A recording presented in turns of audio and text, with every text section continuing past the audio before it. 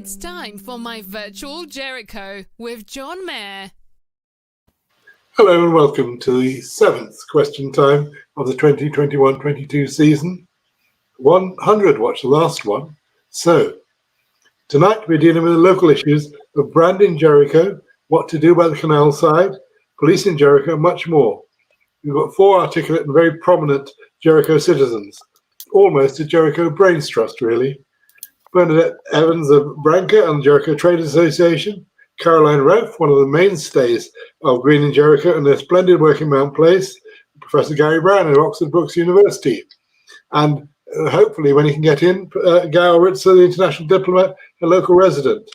If you want to send in your questions, send them in via YouTube chat. Let's start off with the burning issue. What do we do about the problem called canal side? Caroline. Well, I'm not quite sure which bit of canal side you're talking about. I'm a bit obsessed at the moment by the stretch from the bridge, the footbridge, to the area where I live in, which is actually just into Wharton Manor. And it's just a question of slog keeping bindweed at bay at the moment. I mean, that's the bit that I kind of feel I can do something about. It's quite odd. I don't know what you'd have to really broaden the whole question of what is meant by canal side in the local jargon. Look about the area around the boatyard. What should we do about that? The boatyard. Well, of course, I've suddenly, I think it's the boatyard and 1 or 2 other features around the area that makes me wonder why ordinary people have tolerated developers, whether it's the university or anyone else, shutting off from ordinary people's use large areas of actually pleasant open space, which could just be open space, but it's all kind of behind barriers of one sort and another, and I don't know why we tolerate it, really. Bernadette, what do we do about a problem like the boatyard, problem like canal side? What's your view on that? So I have to confess, I don't get down to canal side. I don't get down there very often, and I haven't been following the boatyard shenanigans very closely. But I do think, in terms of that, then do seem to be quite high expectations of the developers, and given that it has been going on, I think 20 years or something, that there must be some kind of compromise, because it's such a waste of an amazing space down there. So I think there has to be some more communicating done and a resolution brought to. I think both sides have tried really hard, and it doesn't seem right that it's been going on for so long. That's my opinion on that. A basic question: do we need a boatyard in Jericho? Bernadette. Is that to me? Yes. I think the idea is lovely. I mean, I actually remember it from a very long time ago, probably about 35, I don't know, maybe even 40 years ago, when there was actually a boatyard there. And that's a shame that isn't still there. So I do love the canal and canals in general and their history as well. But things move on. And so, yeah, I think, of course, we all know we need more housing. And it's a great opportunity for a developer, but I do think we need to be realistic about what we're asking from developers, and perhaps we're slightly over asking what could be expected. Gary, do we need a boatyard in Jericho? If there was a factory there, would you support that? Well, wait a second. I mean, I guess as Bernadette was saying, the idea of continuing and kind of facilitating the operation of the canal with making it a real kind of operation with boats being facilitated and so on is a good idea, I think. And if we can have a boatyard, good. Maybe not as an elaborate one as was kind of envisaged in the last development plan. When we say kind of what should we do with the canal side by the boatyard, I mean, one of the things, and Karen saying that we need a development there. Well, I think given that we haven't got a developer who's interested at the moment, I think it might make sense to kind of try to make it as kind of engaging and as open as kind of green a space as we can. And a terrific work has been done at kind of Mount Place, and maybe that can be replicated at kind of the boatyard. So that's something. In the longer term, some kind of compromises, which is what Bernadette was talking about, maybe.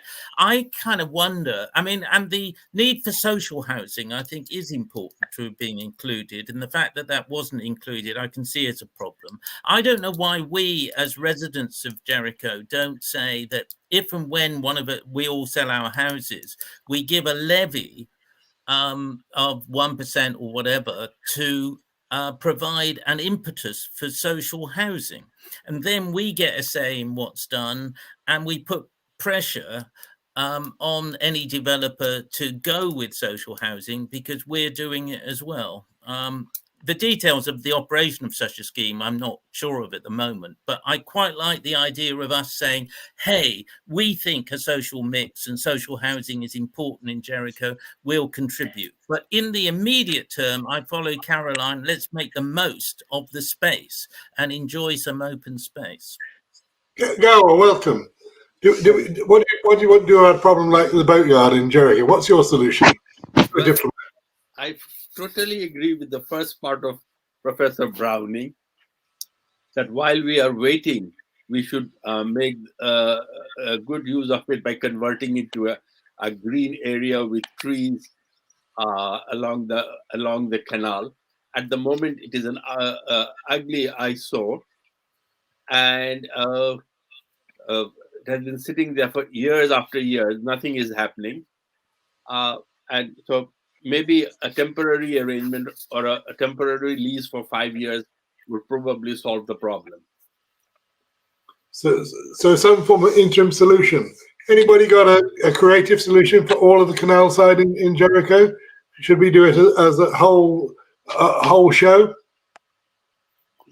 Gary, what do you think about doing it all the way from Worcester all the way down to Mount Place? Well, I guess if we can do that, great. And if we can get the council to help, but also volunteers, that would be fantastic, I think. I think the Canal South has improved with the improvement of the path there. But as Caroline was saying, there is a lot of work to be done to keep it and to kind of make it kind of as good as it can be. Caroline, if you were to open it up and offer for you to green it, would you take on the task? Oh, I think it's likely that there would be lots of people willing to chip in and help with that. But I remember John Howson, county councillor, right, talking on this programme not that long ago about the boatyard and how there was another bridge somewhere, the old swing bridge. I thought he had some really good ideas for it, for the boatyard in the long and indeed short term. But he wants to do the bridge. If there's a bridge sitting up in St Edward's playing fields, a swing bridge up there that could be moved down and made a crossing made there to the station. That seemed like a really sensible idea that could be done any old time. It wouldn't cost a lot. Let's move down from the boatyard to Worcester College. Now, Worcester College, the grounds, wonderful grounds, have been closed for 2 years now, since COVID. They're still closed. Should they remain closed? Gowher, what do you feel? Did you? As you know, COVID and public health has been used as an excuse for bringing in all sorts of restrictions all over the university and colleges. I can't see any reason why it can't be open as it used to be open before. And after all, the city supports the university in a big way. They enjoy a great deal of tax-free privileges. And there is no reason why, at least for a part of the day, some of these colleges and their grounds cannot be open to the people of the town, or at least to the people of the neighborhood. Bernadette, should Worcester be open to people in Jericho? Bernadette, if you can hear me, you're frozen. Can you hear me? No? We'll move on while you settle. And Caroline, should Worcester be open to the people of Jericho? Well, if it was before, I don't know why it wouldn't be now. Actually, I also feel quite strongly about the area between the, oh golly, I don't know what even the name of the precinct is. You know, the new building, with the new university building. Again, Humanities building. It would have been about 2 years worth of, especially in COVID.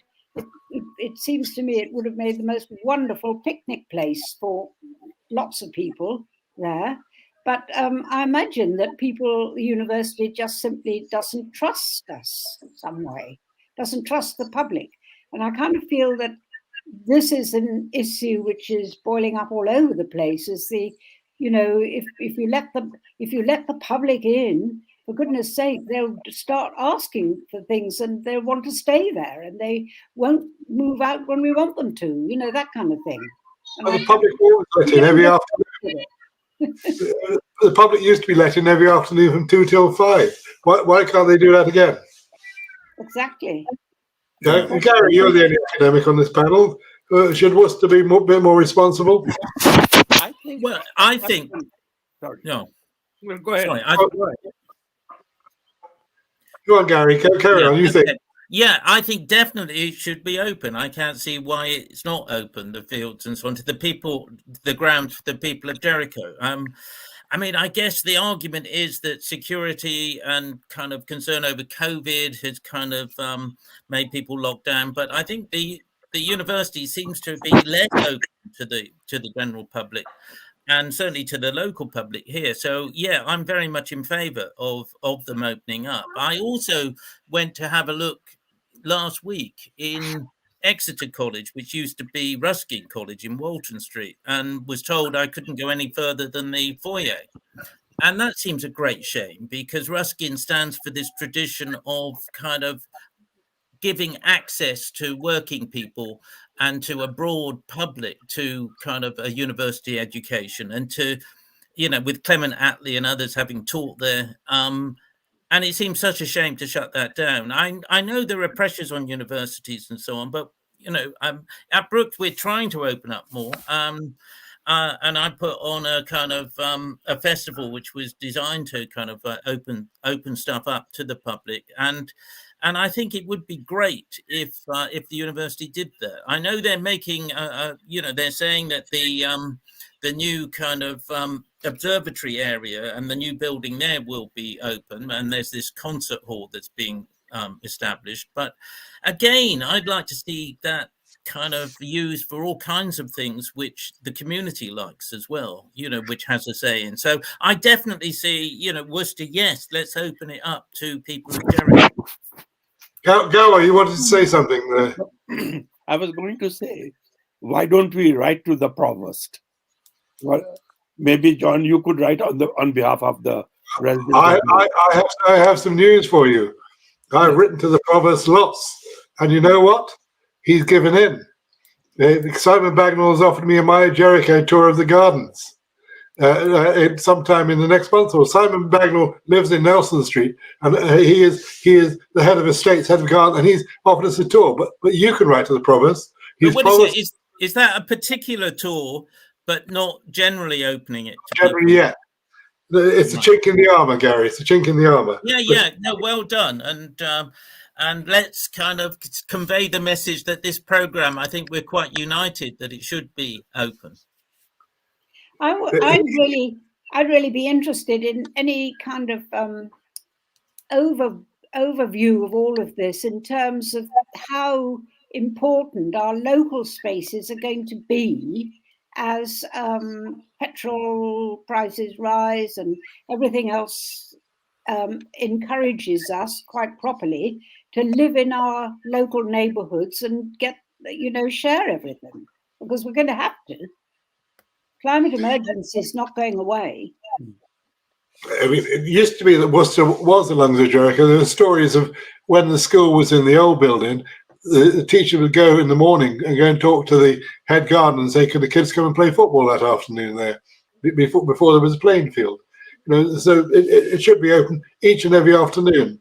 If you feel strongly, write to the provost. He's on the website. He's called David Isaac.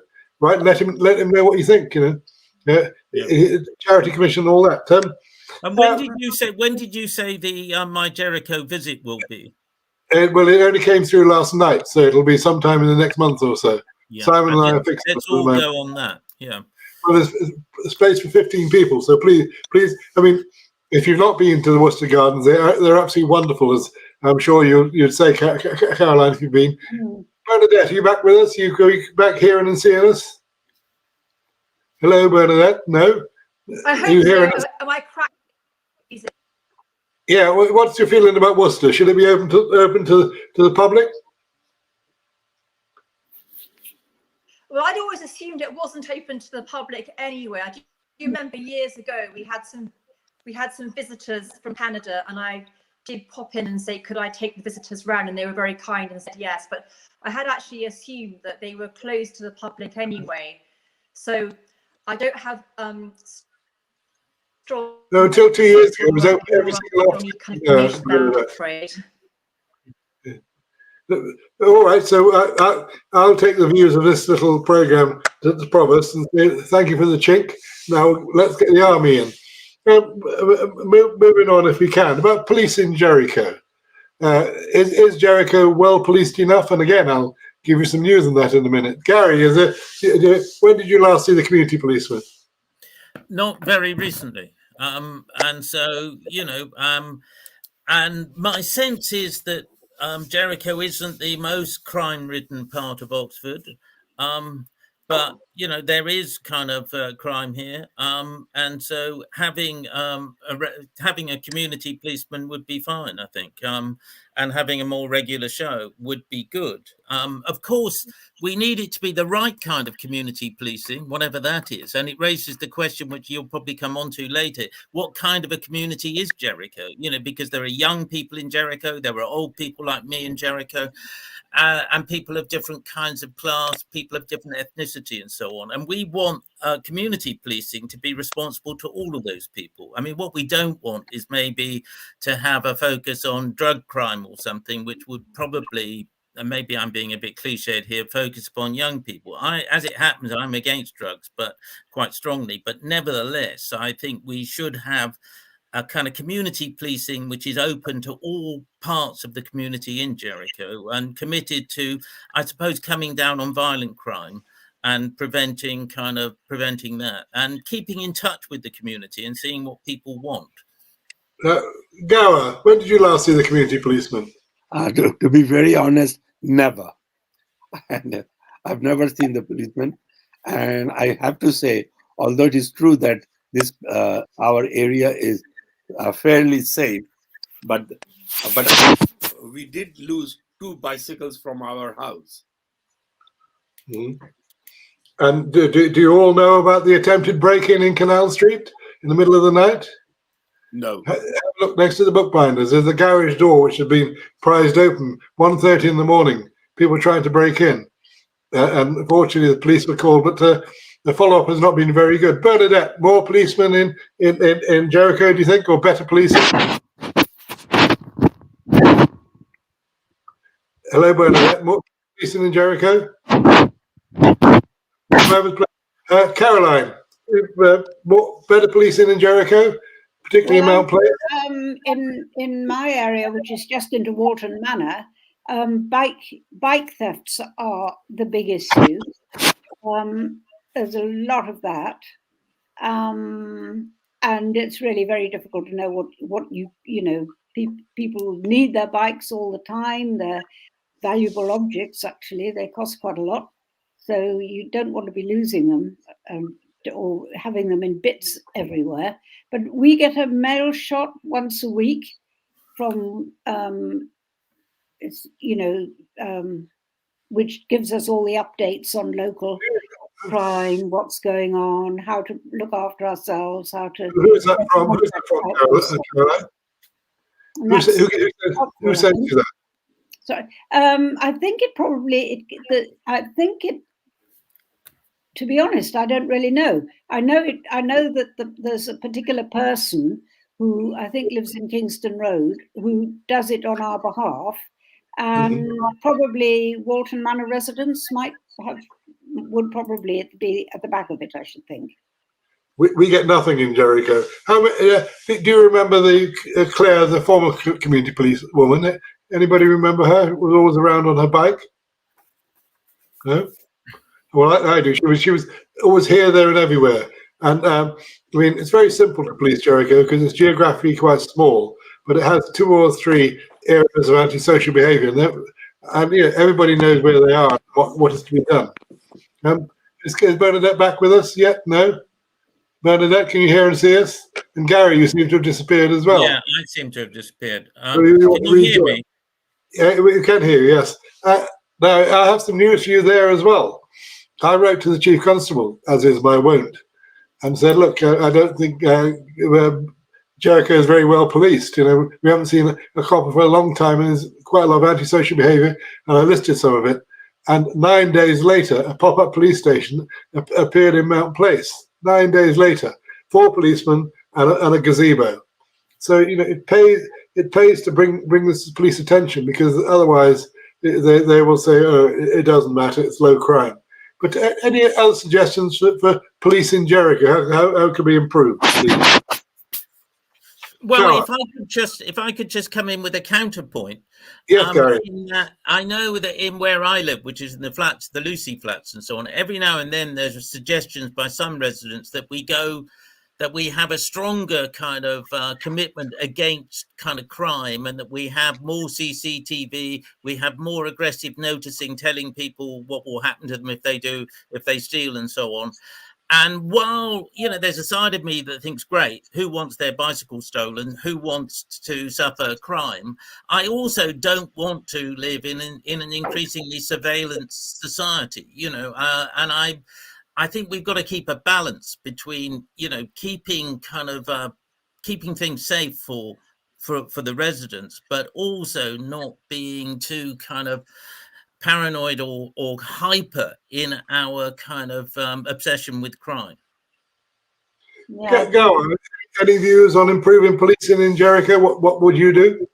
No, I also agree that police moving around all the time makes everybody, even the law-abiding citizens, uncomfortable. But some policing is essential, and there's another dimension to it. Is what I have noticed increasingly. There's a lot of speeding, people speeding through these narrow roads and lanes. Whether that is a part of policing or whether some other part, I don't know.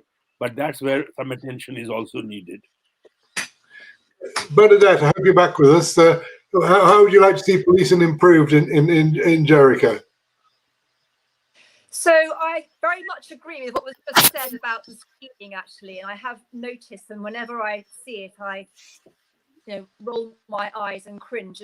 So there's the speed limit does need to be policed really carefully, and I think I was in Marylebone High Street just recently and noticed that actually the speed limit is stuck to there, and there are a series of pedestrian crossings. So people just can't get up the speed, and so I think that is something which definitely does need to be looked at. Do you have any dealings with the police at Branca? Have they been good when you've had any crime? Not recently.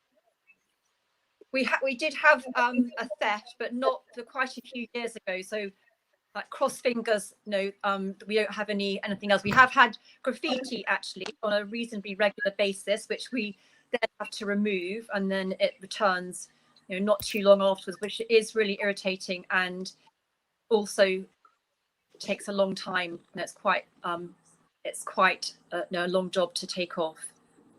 What about speeding in Walton Street? What can be done about that? Well, I noticed that in East Oxford, they've kind of brought in, between the Cowley Road and the Iffley Road and around St. Clement's, they've kind of brought in low traffic neighbourhood and kind of squeezing out kind of shortcuts so dissuading kind of non-neighborhood people really to drive there. And although I sometimes drive there to work, which maybe I shouldn't, it is inhibiting me from doing that. And when I went there, when I'm now in that neighborhood, I noticed that there's much less traffic and it's slower. So it might be worth Jericho observing what's happening in the East Oxford experiments with low traffic neighborhoods, and shutting some roads off, which are rat runs or kind of shortcuts. Bernadette, you have a view on LTNs, don't you, as the Jericho traders? What's your view on it? Well, do you mean the East Oxford ones or the ones in an LTN in Jericho, which is what Gary is sort of saying. What would you think if somebody tried to bring in an LTN in around Jericho?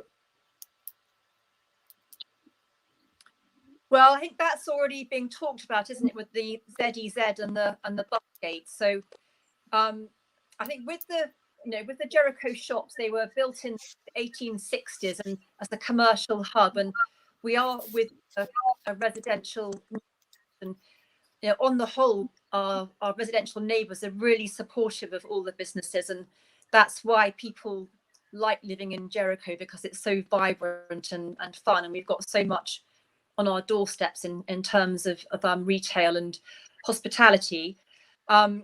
But having the road closed did very much suppress trade on the street, and so it is something which is a worry. So, but we are, it's just how it has emerged that there's a high street within a residential area, and we all need to kind of be respectful of one another. So what we've been talking about has the Jericho traders and also with Jericho Connections and quite a few other groups as well, is doing some like proper traffic calming, so that it makes Jericho the long way round and not the shortcut. So not actually closing it, but making it such a bore to go down that you actually next time you'll think, well, I'll go Beaumont Street and St Giles because it took such a long time to go through Walton Street.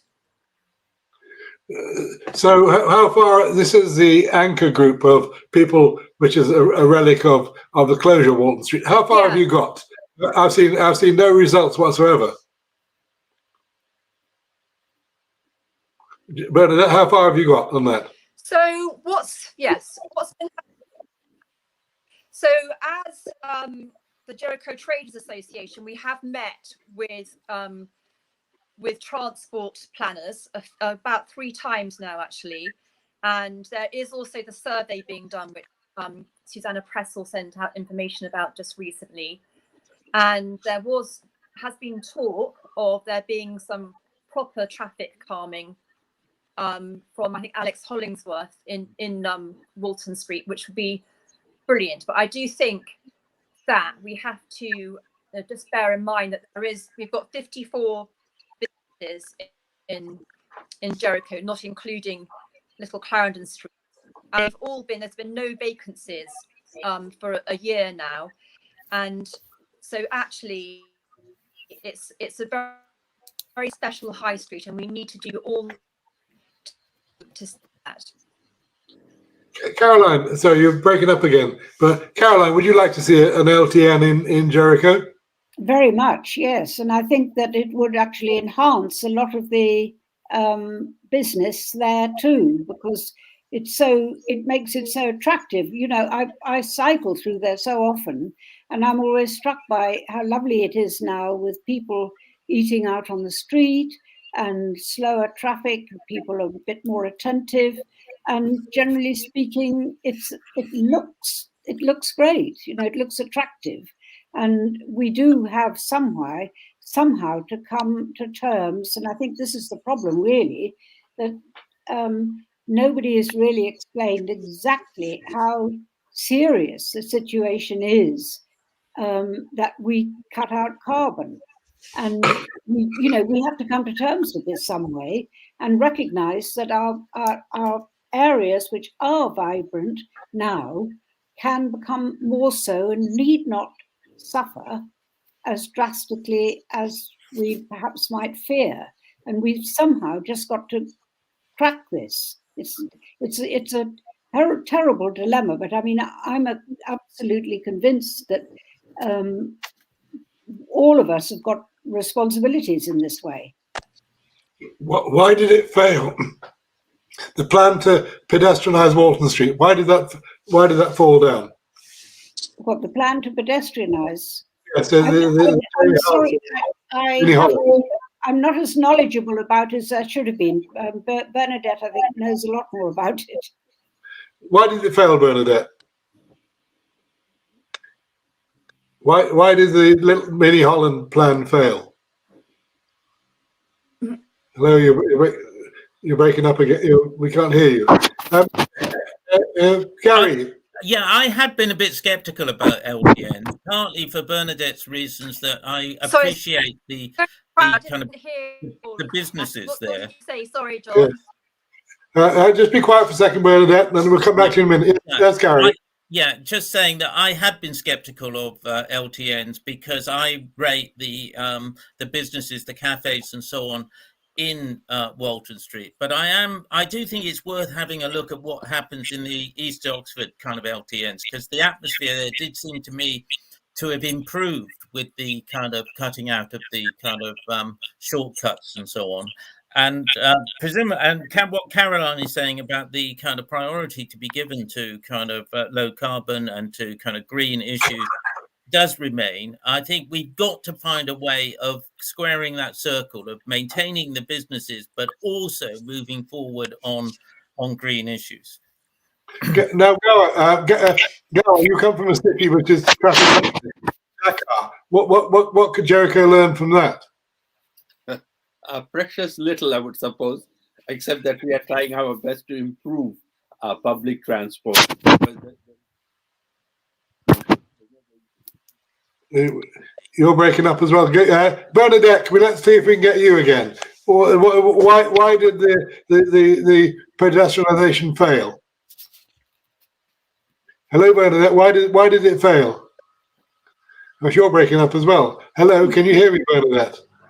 Nope. Okay, let's move on. There's going to be a new shop in Walton Street, in the new St Paul's House development. What's it going to be? Any idea? What would you like it to be? Gowher? I have no idea. Let's hope a laundrette. No, it won't be that. Actually, you're absolutely right. There isn't a laundry in our neighborhood. Well, laundrettes are folding though all over the country. Well, they better not be, because they're a very green response and a communal response to a perpetual problem. They're failing, I'm afraid, Caroline. Gary, what shop would you like to be on that corner of Ham and Walton? Yeah, well, I mean, I'm someone who likes cafes and pubs, but I think we've got quite a few cafes and pubs, so maybe not. I think maybe an interesting kind of art shop, interesting kind of artistic shop of some sort, would be okay. Or else another kind of grocery, another kind of grocery store of some kind. What about Waitrose? If a mini Waitrose was to come there? No, Yeah. no, thank you. No. Why not, Gowher? Oh, we need something which is something really green, innovative grocery would be wonderful. And good value. I think. Hang on, Gowher. We can't hear you. But would you like to speak now, please? What about Waitrose? No, Waitrose, they bring in far too much traffic. They are far too big for a small community like ours. So, and I'm really, really happy with the two co-ops. Maybe we could have some similar thing. And although we have a sort of a bookshop in Walton Street, but there isn't another. It could do with another bookshop. Yeah. Another bookshop. All right, but the current one, the last bookshop, doesn't do much business, does it? Well, maybe we could have a bookshop, but then have authors coming. We could have talks. We could have kind of and some other art there with practitioners, as well as kind of local practitioners, as well as selling the books, I think. Who's going to pay the rent, Gary? Who's going to pay the rent? The old Beatnik bookshop failed. Yeah. You know, I remember that. Yeah, Oh, that's bring it true. back, It doesn't bring mean the it next one back. will fail. Well, we would bring it back, Caroline, but it's failed. You know. So, what about an Aldi? Should there be an Aldi in that corner? There will be a shop there.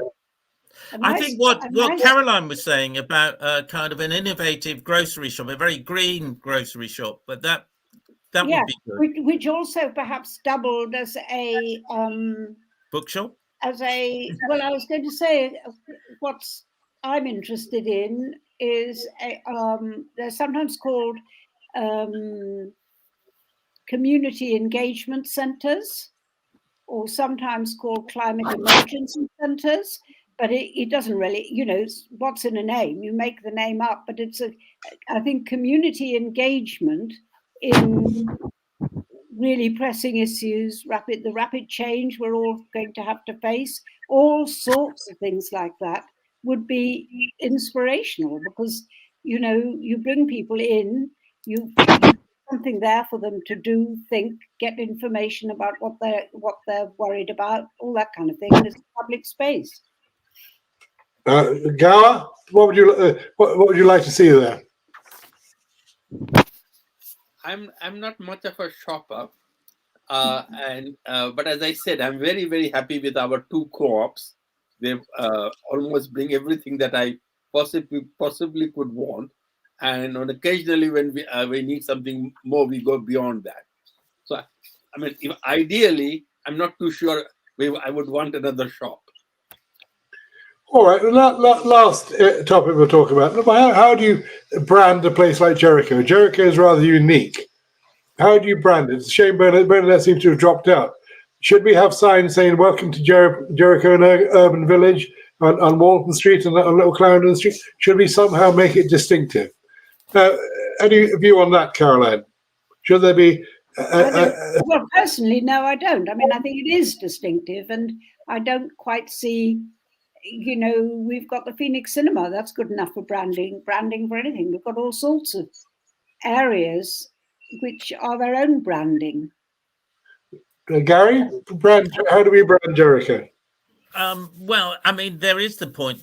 Why brand? In that, places develop sometimes organically. And I think historically, Jericho's developed organically. It's been very different things over a long time. It was a red light district. It was a kind of industrial area. It's now kind of a mix, I think, of different things.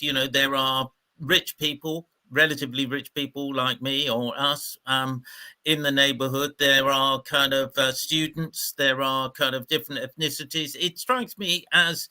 And there is a social mix in Jericho, and I like to keep that. But if you branded it as a social mix, I mean, somehow or other, that just seems to miss the point, And I like the fact there are businesses as well. I mean, it would be great and I like the fact that it's greening as well. But I guess I'm skeptical about branding, because places do change.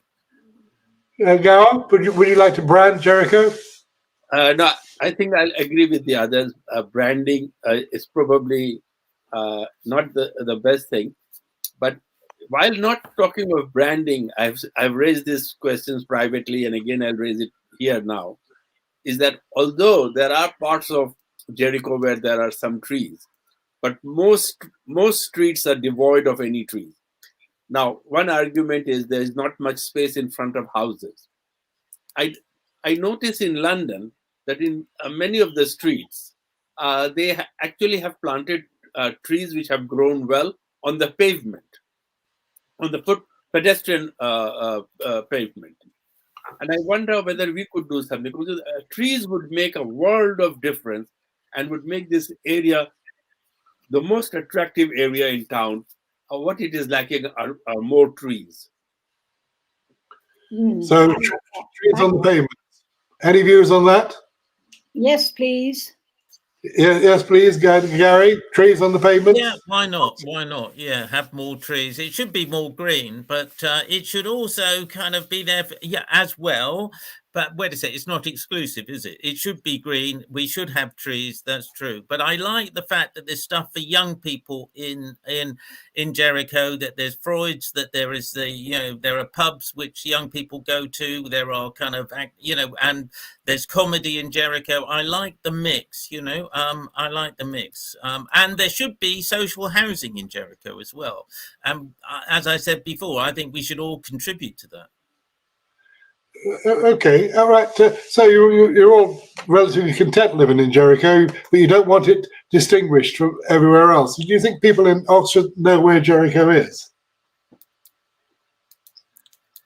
Well, some do. Yeah, Some do, but not all. And the whole point, Gowher? I think Jericho is now getting a very desirable area to live in because of its proximity to the city and all sorts of places like clinics, theater, museum, film house, restaurants. Again, if I had my brothers, there's only one thing I feel we need more, is to go make it much more green, and the easiest way would be to plant more trees. But if you were to take over the boatyard and green that up, Gowher, would that not satisfy you? It would be a welcome and a very important step, but I would like to see trees on every street. Right, but that would be a very good step, as would the improvement of the canal side. So, yeah, and Mount Place has been kind of a paradigm for what can be done, I think. Yeah, but the architecture in kind of Jericho is very kind of pleasing, is very kind of interesting and aesthetically pleasing, I think. Well, a very nice segue, thank you, Gary. If you're around Mount Place on Sunday, this Sunday the 29th, anytime between 12 and 5, come to Lazy Sunday there. 4 bands, beer, German sausages, art and much more. Come along. It's open and free to everybody. That's Lazy Sunday this Sunday. Well, that was a pretty lively. We'll come towards the end now. Next week, the first video of 3 very well attended My Jericho sessions in St Barnabas. Some of you were there. To date, that's raised £1,500 to get the clock telling the right time, and it's nearly there telling the right time. So next week on June the 1st at 5:30, John Simpson, the World Affairs editor of the BBC. The week after, Michael Crick about Nigel Farage at 5:30 again, very amusing about Farage. And then on the 15th, Gina Miller on Brexit and much, much more. David Henry was due to come live on the 16th. He's been postponed to the autumn. He's not very well. And there's some great visits coming up as well. On June the 23rd, come to Somerville College, to Bedford House, and meet Jan Royale, the wonderful principal. You've got to register for this. And later that evening, the best ever early evening My Jericho dinner in Jericho's best location. I can tell you no more, but you do need to book for both those because they're limited. And as I said earlier on, Worcester College Gardens, they've just agreed to a tour. That'll be soon, with the head gardener Simon Bagnall. So watch Universe for the details of that. And this, believe it or not, all costs money. So if you can look down the back of your sofa to find some money, do send some to Lloyds Bank, 139626, account number 48518460, Jericho Good Works. That's Lloyds Bank, 139626, 48518460, Jericho Good Works. It costs about £3,000 a year, but money is coming in. So please do. But thank you. The 5 guests, Bernadette unfortunately dropped out. The next My Jericho Question Time will be at the end of June. Do join us for that. Until then, good night. Good night.